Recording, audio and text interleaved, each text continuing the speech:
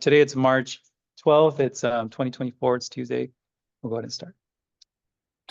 Cool. Well, thank you so much for the invitation, Steve. I really appreciate it, and I'm honored always to present to the future generations.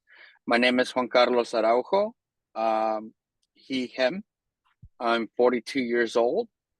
I was born in 1981 at Alexian Brothers Hospital on the east side of San Jose. I was born and raised in this city and have lived here the majority of my life. Can you tell me a little bit about your family background growing up? Yeah, I come from a household of seven siblings. I am the youngest of the boys.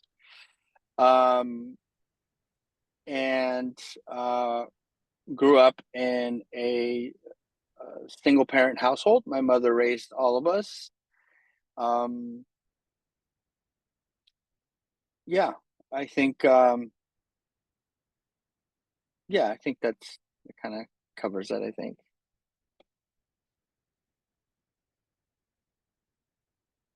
Oh wait, I can't hear you. What was it like growing up during the time and place of your childhood? What was it like growing up? What was it like growing up? Well, I think I always, as a kid, I do recall now at 42 that I was a big daydreamer. I think part of my dreams were the fact that it felt like life was difficult. Obviously, as a kid, I think I had this perception of what a challenging life could be. I think the difficultness really came from seeing my mom, who struggled a lot. So I would see mom. When I did see mom, it was mainly either going or coming from one of her jobs. She worked several jobs to raise us. I grew up in every low-income barrio that you can think of in San Jose, from east side to South San Jose, back and forth between those communities. And growing up, it was different than what it is today. There was a lot more gang violence in the city, in the presence, although it still exists. It was just very obvious and present in several of the hubs that I would either need to go to or found myself approaching or going to. But I could say it was still fun.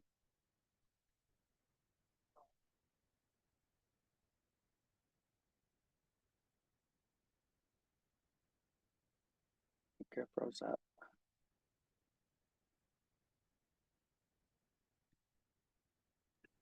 Juan Carlos, can you hear us now? Yeah, did I freeze up there? Yeah, so could you start over again on that last part about after you talked about growing up in the different barrios, and can you say a little bit more about that? About your outlook, what's a hard life you were mentioning? Well, I think I might have expressed that just seeing my mom work several jobs.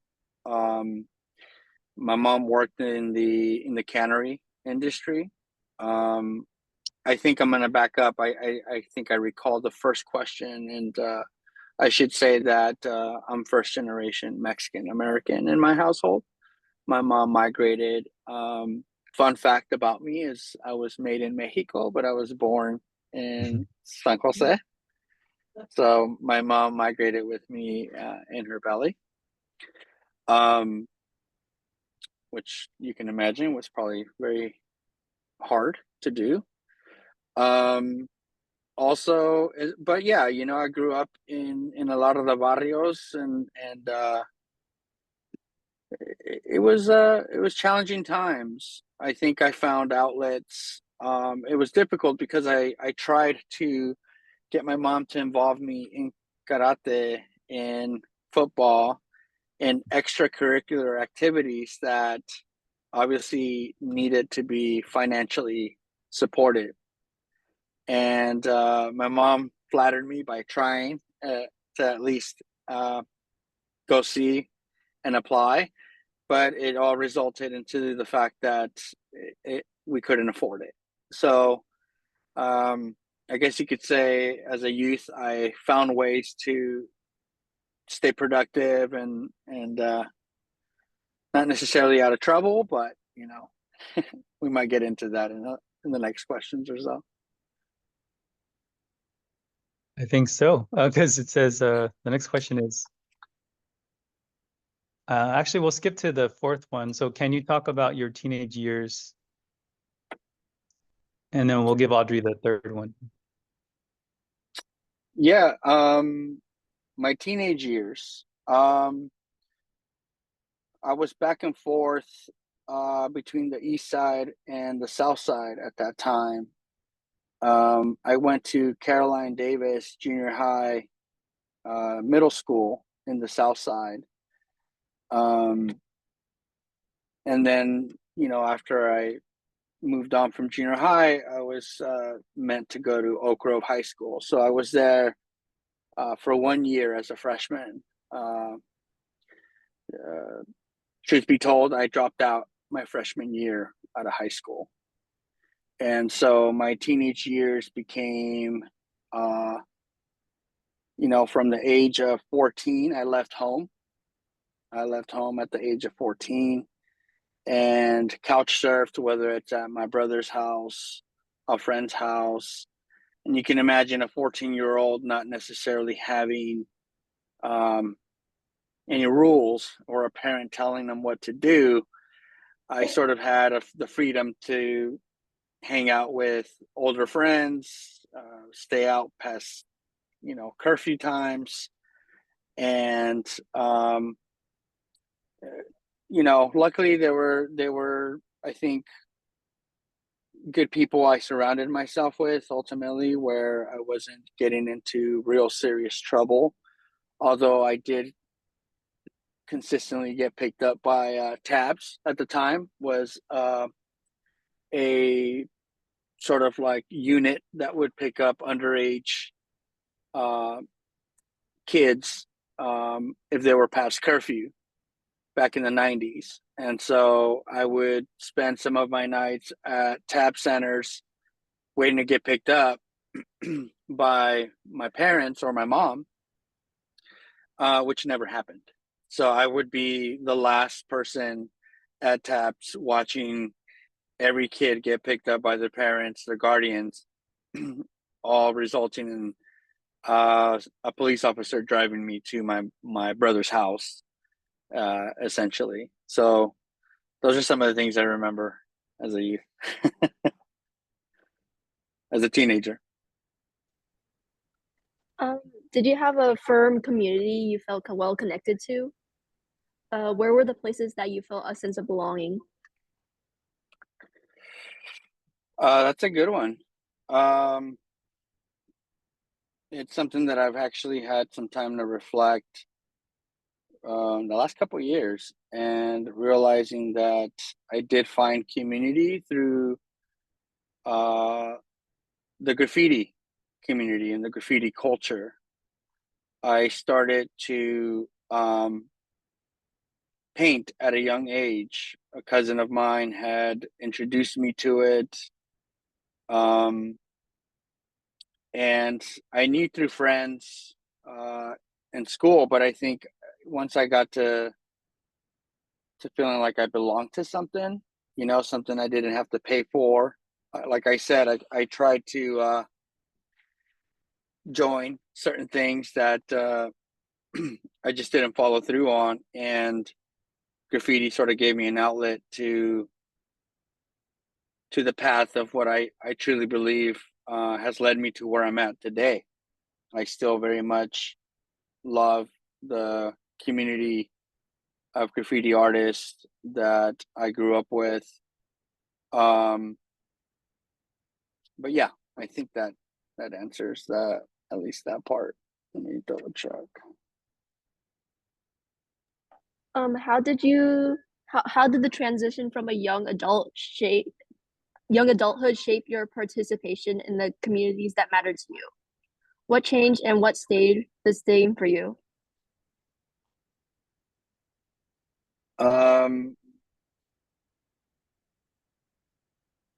How did it shape my participation in the communities?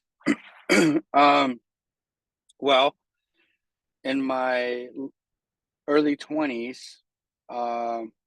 graffiti eventually had become a very frowned upon, stigmatized culture here in San Jose specifically. There was a large hunt, if you will. There was there's literally graffiti task forces looking for graffiti writers to be incarcerated. And so eventually, by painting enough times, I got myself in trouble. I literally was incarcerated for it for a few months. Some of my friends for years. And that sort of led me to have to reevaluate. I started to date my former partner and girlfriend at the time, who was very, very mature, very smart, very inspirational to me, applying that energy and sort of kind of pushing me and sharing that I should do art. And so I started to paint canvas. Eventually, it led me to leasing a building so that I could practice my artwork, which it did serve that purpose, but eventually evolved into actually the business that I own and have been operating for the last 15 years, which is Empire 7 Studios. So I could say that, the graffiti and the troubles and the struggles essentially and eventually led me to wanting to champion the culture that I knew the most, which was not just graffiti. There was skateboarders, skate culture. Skaters also were getting the wrath and continue to get the wrath of, places that they're not permitted to skate. They were kicked out. I actually remember skateboarders still being spat on at one point in high school. Very different in contrast to them being in the Olympics today. So lowrider culture, cruising, those were the nights that I was getting picked up by tabs, as I was literally in a car cruising on the boulevard on Santa Clara Street at some point. So all these things that I literally practice as a youth continue to inspire me today.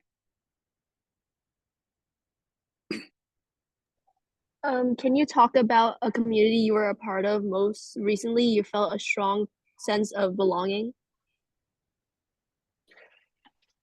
That's a good one. I had my gallery since 2008 officially. In 2016, I received the worst news ever, that I was going to lose my physical gallery space. We built this really cool movement for San Jose. I literally have people still coming into my new venue that I opened up in 2022. Many past visitors that experienced our first venue come to the new gallery to tell, we're just sharing our stories, our experiences, and we're all talking just how impactful our old and original Empire 7 Studios building was part of so many people's lives. When we made the announcement that we were losing our space, our community was heartbroken. And I'll stop there, because up until that point, I actually didn't realize that I had a community. I think we were just actively doing things because it's truly who we are. We had a sense of purpose. We were having fun.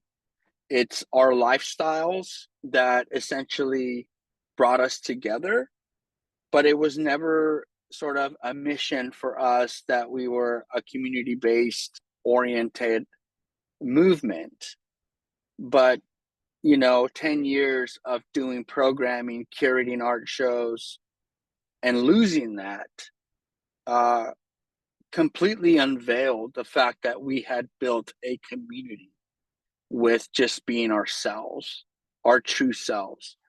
And so understanding, and yes, I lost my gallery, but I feel like I gained a true value and a sense of understanding that we had built a community and had their support.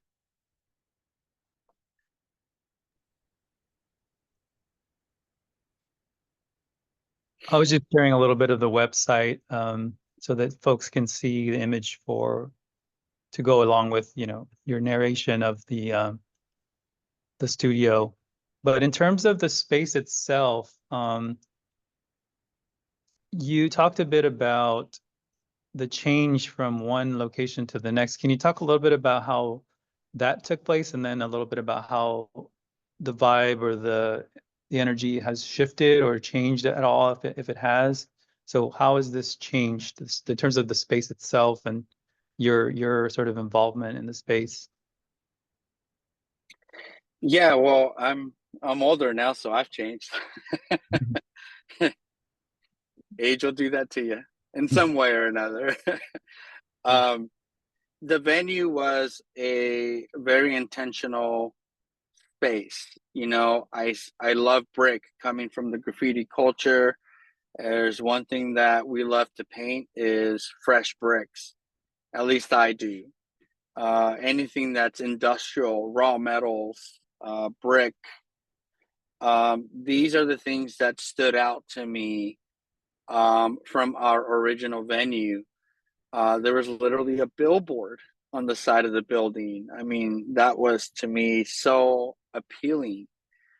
And so, it was 3,300 square feet, 3,300 square feet of really neglected warehouse. I had a pretty understanding landlord, in the sense that he was supportive in allowing me to do what I wanted to do with my space that I leased. However, he was not willing to contribute. He did the most minimal that he needed to, but it was very challenging. But we ran with it, and he had given us his word of a 10-year lease at the building, so we had 10 years of nothing but good times in the space. In terms of programming, there, internally there was a lot there that I struggled with. I had my 9 to 5, or more so like day job, that I worked from like 5 to 3. But I sustained a job while I built this gallery and this venue, and poured all my earnings into the space. And so it was very different. And by 2016, I had already started to get a lot more commission-based work. I started to sell a lot more artwork, and I felt very proud that I was cutting checks for artists and paying them just for them being themselves and hanging their work in our venue. And when it was gone, I just had to heal. It was painful. It really just crushed me, in every sense of the word. And coming out of that to be resilient and understanding resiliency motivated me to collaborate with the same people that knocked down my building, which was the developer group that purchased the parcel where my building was. And it took me 6 years to build a relationship with the developers. One relationship that was very inclusive and understanding of our vision, of our standards, of our values. That's important in this industry, in any industry, for especially as artists. We want to be respected, we want to be heard, we want to be valued, and this group did that. Ironically, from what I understand, there's not one development project in the city of San Jose that has literally kicked out a gallery or arts centric business and brought them back to be integral in their development project. And I feel very proud that I hung in there for 6 years to build a relationship with something I was completely foreign to, working with developers and trusting and being vulnerable, all these things that I had to overcome and understand and learn to have a brand new retail space underneath the apartment complex. So our space now is very cute. It's very small. It's a lot smaller. It's 1,000 square feet compared to 3,300 square feet of warehouse. But Steve here has come by to visit and knows that I work extremely hard to curate, things that speak to us, to speak to our demographics and beyond. We have a lot of artwork still on the walls, a lot of art books, printed matter. It's important. Zine making and all these other things that were very much part of my childhood and upbringing. And Thank you for sharing. Go ahead. I should add that we're still on Empire and 7th Street. So thus the name Empire 7 Studios organically was conceptualized with a group of friends while we were just hanging out, having a good time, and trying to figure out a name for the venue, and we landed on the street names. Thank you for sharing about the move. And did the community around the studio feel critical about the whole move, or were they accepting of it as well, like the people in your circle? When I see folks that I haven't seen in some time, and I know that they would come to the old venue, I think it's a mixed bucket. Truth be told, I think sometimes people don't want you to change. They think you're going to be the same person, the same being. And personally for me, that means I would still be drinking. That means I would still be going out and doing certain things that I just don't have fun doing anymore, and so for those things, I personally feel I've changed for a positive note. I like that I've been sober for, I can't remember, I'm going on 10 years, I think, being sober, and I love it because it allows me to focus and truly just dig into the core of what I love to do. I love what I do. Every day I wake up and it's my job to curate art and to work with artists and produce art myself. So, I think it's always going to be a mixed bag, of people that truly champion you and others that might think you sold out, but it's very easy to judge someone without knowing their trials, tribulations, their struggles. And I'm okay with that. You can't please everybody. And more so, I rather focus on the people that are advocating for you, that believe in you, that appreciate you. I think the energy needs to go towards people that do that versus caring about someone not co-signing what you want to do and what you're passionate about. Yeah, after learning about LA's Little Tokyo, because the location is really close. You're like in Japantown pretty much. And one of the criticisms of the Japantown and Little Tokyo in LA was that they brand themselves almost sort of a corporate branding, and you know, that community in Japantown in LA is trying to stay generationally present. They don't want to get sort of pushed out by, you know, big corporations, et cetera. And the word gentrification has been, you know, used to describe what's happening in LA. And do you feel like in order to stay viable, you have to market yourself well? And do people criticize the way that you might, you know, promote your artist and your studio?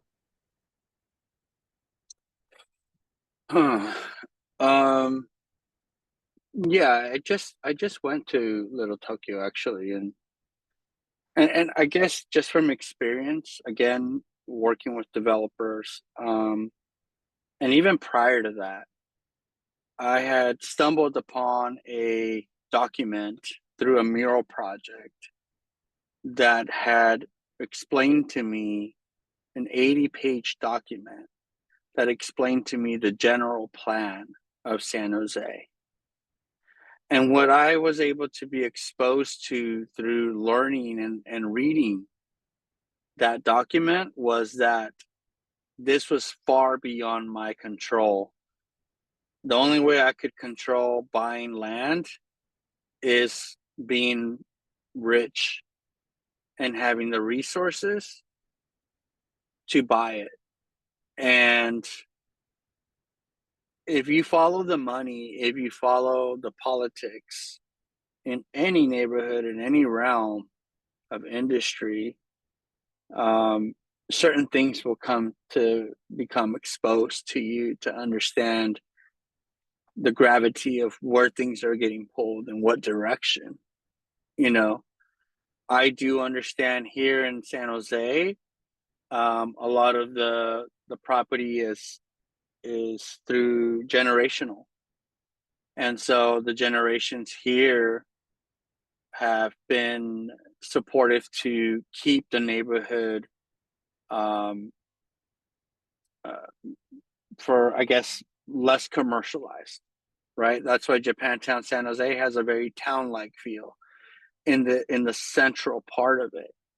But you know, when you look at 6th and Jackson now, and Empire and 7th Street, those are parcels that were up for grabs and were rezoned by our government, our city government, to become residential. The only way I was able to actually get a venue in the same project at this site was by going to City Hall and asking our council members to rezone 1,000 square feet of retail space within this project development. And in order to do that, I had to get the support of the community to come with me to City Hall to ask that we get this rezoning accomplished. Not one council member at the time of Licardo's tenure there in 2018 or so, 18 or 19, went against it. You know, everyone's like wanted Empire 7 Studios to have a home. And so yeah, you know, I mean, that's the politics in our infrastructure and city policy. If you want to understand politics, you have to get involved with policy. And policy is not something that is done overnight. That's why you have people picketing. That's why you have people working for years to change a policy. So that alone could be a life investing mission to try to change our demographics, to change the way our city officials think. No one, things don't change if people don't get involved. So it's a hard work. It's hard work. So anyone out there changing policy for the greater good, my hat's off to them, because I understand the type of dedication it takes. how I promote business and the artists that I do. I learned this through the way I was able to bring a mural festival that has a global connection, and formerly known as Powwow San Jose and Powwow Worldwide, was an international, it is an international mural festival. We rebranded during the pandemic to Worldwide Walls, and every city underneath the Worldwide Walls branch has their own festival. So we are now San Jose Walls. And the reason for me bringing this festival to San Jose was because I had knocked on every door. I had asked every arts organization that you can think of, you name it, I went there. If they were around in 2016 and 2017, the biggest question is did you go to so-and-so? Did you go to this organization? Did you talk to the city? Yes, yes, yes. And the answer was no. No, we don't have resources. No, we don't have, honestly, the time for you. And that motivated me. That pushed me to say, okay, well, I'm in this alone with just a small core team of people that I have, with the worldwide resources from our partners in Hawaii, to tap into our relationships, to our sponsors, to the people who support us. Remember what I said, just you have to remember the people that truly believe in you. And those are the people that stepped up and helped us produce a mural festival. It's a much larger picture, but I think one of the things that we had to do as we scraped by and we pieced together, we Frankensteined a massive global mural festival that has international views, into San Jose culture, was that even though we didn't have the resources we wished we would, and the support we wish we would, financial support, we pieced together something with marketing, a vision of how to market ourselves to the best of our ability. So we made a product that was made with peanuts and pennies, and we made it look like $1 million. And it was very much not the case. But it was our strategic ways and our influence, our passion of taking a product that we put together with real love for our cities and make it look like it was, again, really expensive. And I explain this because as a small business, I'm not a museum, I'm not an institution, I'm not a nonprofit. I'm a for-profit small business owner. And I stay that way because it gives me the ultimate freedom to be who I am and champion the artists and the voices the way they would like to. And so for us, it's important to present ourselves as if we were being funded millions of dollars, to present ourselves as if we were as in the hierarchy of other institutions, but we're very much not that. But it's important for us to create that element and presence because, one, we believe in it, but also because we value it and we want patrons and people to support artists and buy artwork because it's important for the artist ecosystem. So for me, it's important to champion and present ourselves in a way where our audience will value the work that we present as much as we do. Thank you for sharing that. And it sounds like you have a pretty firm community of supporters. And during COVID, did that affect your sense of community?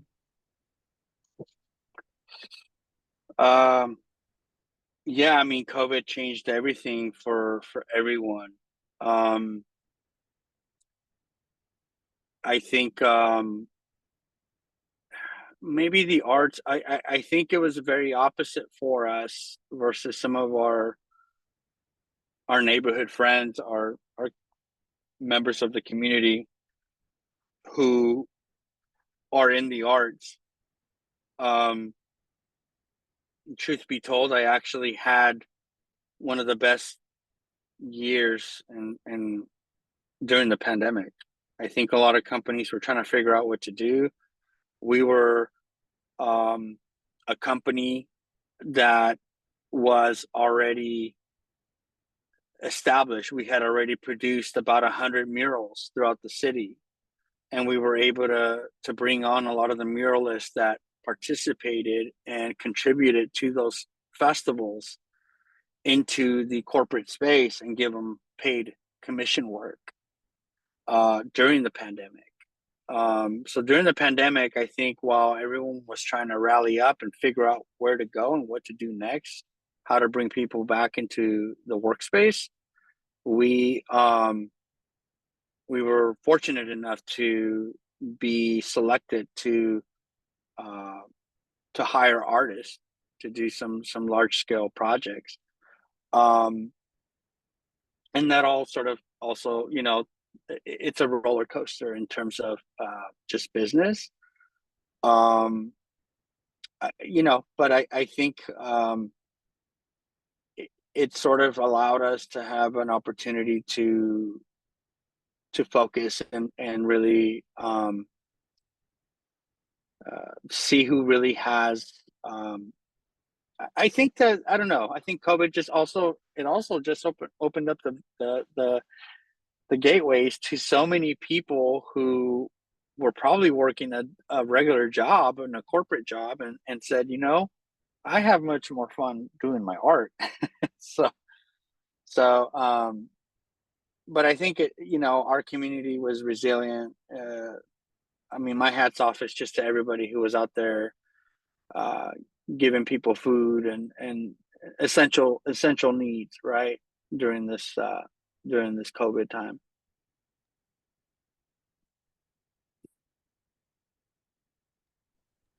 Since you are located in Japantown, what places or spaces do you find yourself going to these days?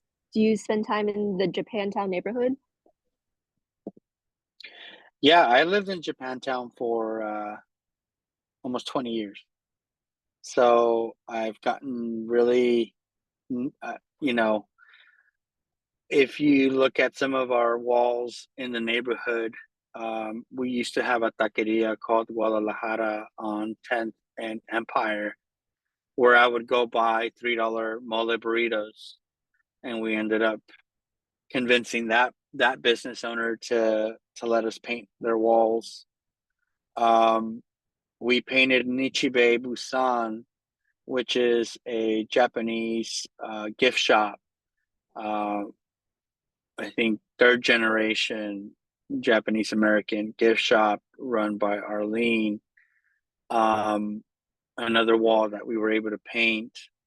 I mean, I'm up and down Japantown all the time and frequent, you know, whether it's Roy Station's Coffee, whether it's Ken Matsumoto's rarely open gallery, which is called Art Object Gallery on 5th Street. These are all more so businesses of my time when I first moved into the neighborhood. But, you know, you have Santo Market, which is on Taylor and 6th Street. And that's another small business that a family owned business that's been around for 60 years that we were able to convince on allowing them to let us paint on their wall. And they're known now, you know, so many influencers and social media people that do the food influencing and things like that, highlight Santo Market for the best poke, and a lot of them recognize it because of the mural But yeah, I would say that I love all the food and the restaurants in Japantown that have been here for a long time. So I frequent Japantown pretty often because it's my neighborhood. That's it. Yeah. That one took 6 years for them to convince. So a lot of roast beef sandwiches and and small talk with Mark Santo. But there's a YouTube KQED art video. It's like KQED Arts on YouTube. If you YouTube like KQED Empire 7 Studios, there's actually a really great documentation of some of the small businesses that we collaborated with in our earlier years in the neighborhood. And Mark, I will quote Mark on this because I try not to sound too egotistic here or but I am proud. I am very proud of our accomplishments of what we've been able to build with our neighbors really. But Mark said it himself that we changed their entire business, that we changed the entire community, because before we started painting murals all over the neighborhood, it was not as vibrant as it is today. And Japantown in 2022 was voted like the most vibrant, fun neighborhood in San Jose. And since you're recording this and this is going in the history books, hopefully that could be remembered. So what do you think the future of the last question, what do you think the future of Japantown is? And the way it's going in terms of like mom and pop places staying open? It's hard to say. We just had a really great event over the weekend, a photo night in Japantown.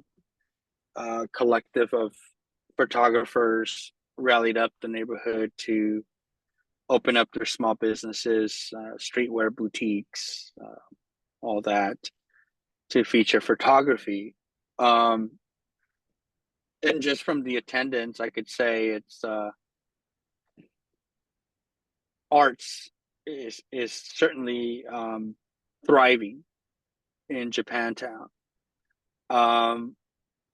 But to contrast to that, we have Six and Jackson, which is a new complex that has about 300 plus units, but we can't seem to find small businesses to lease and occupy the vacant spaces, the retail spaces underneath this development project. And from my understanding is they want something like $20 a square foot. I mean, mind you, my old building, I was paying 89 cents a square foot. So 89 cents and $20 a square foot. Mm-hmm. I mean, you do the math. So in terms of what corporate shops come to the neighborhood, it's a balance, right? And it's hard because, like, unless a small business could really rally up that type of money, then we'll have small mom and pop businesses. But as long as policy allows landlords to charge whatever they want to charge, and I get it, it costs a lot to build these brand new spaces. I almost did not sign up. I almost didn't have a space here. It wasn't until I literally put I guess you could say I put my foot down and I said, it's going to be a no for me, because I was being asked to pay market value rent for my space. And I just can't do that. I can't afford that. I can't sustain that way. So my landlords decided to give me affordable rent, one that would work for them and work for us. So all I could say is I think the arts will thrive. no matter where we get pushed out or into, whether it's in Japantown or somewhere else. Unfortunately, gentrification development follows the arts. History has proven that. You know, Lower East Side of New York, so many places. But yeah, you know, I think it's always going to be an uphill with real estate here in San Jose. But you might see corporate. I really hope there's not a Starbucks coming. Nothing against Starbucks, but I'm just saying I prefer a small mom and pop coffee shop. You know, in the neighborhood. Yeah. All right. Well, thank you so much for your time on the interview. I know you have to go to your next thing, but thank you so much, and let's hear it for Juan Carlos. All the work he did. And yeah, I'll share this video with you soon.